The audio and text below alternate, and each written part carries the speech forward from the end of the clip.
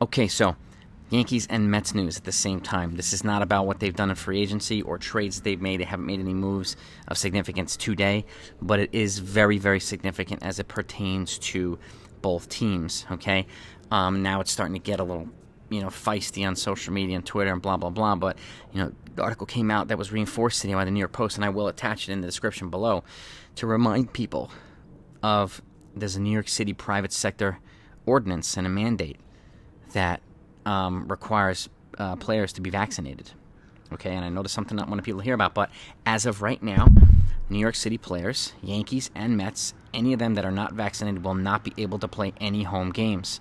Will not be able to be allowed in the dugout, just like Kyrie Irving from the Brooklyn Nets. He can't play home games, and he's not allowed in the locker room with the team when he's at home because he's unvaccinated.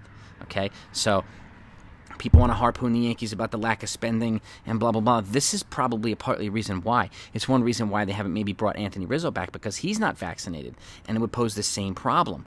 So, and Aaron Judge was just asked in a press conference after when he was addressing the media, they asked him directly if he was vaccinated. He refused to answer the question. So that poses the situation that Aaron Judge might still be, and he's widely believed to be not vaccinated. So keep that in mind. He won't be playing home games if he's not.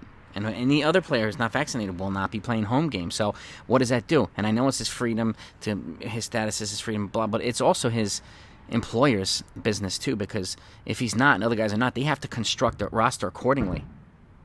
And again, the New York City, this mandate applies in New York City. I don't know where it applies to other states, but it puts the Yankees in a bind here if they have unvaccinated players. Same goes for the Mets. I haven't heard any issues with the Mets. We're hearing more with the Yankees. But this is an unfortunate scenario. It's an unfortunate situation. And again, it doesn't have to be political, okay? So let's not go into a political, war here. This is just common sense, okay? And the fact is they've had 2 years to get vaccinated, whatever their reasons are or whatever their reasons. But the mandate is the mandate, right? Or the New York City ordinance is the ordinance. So, and if they're not going to follow it, they're not going to be able to play. And I don't know whether they're going to be paid or not, and blah blah blah. But I don't think the Yankees are going to want to pay them if they're not going to be playing home games. And also, this also affects Judge's service time. If he misses more than 14 games because of it, then his free agency gets pushed back an entire year, and that's something that part of the new collective bargaining agreement.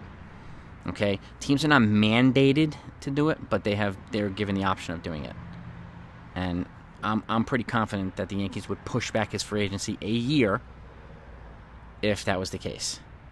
If he missed more than 14 games because he's not vaccinated. So I'll keep it coming.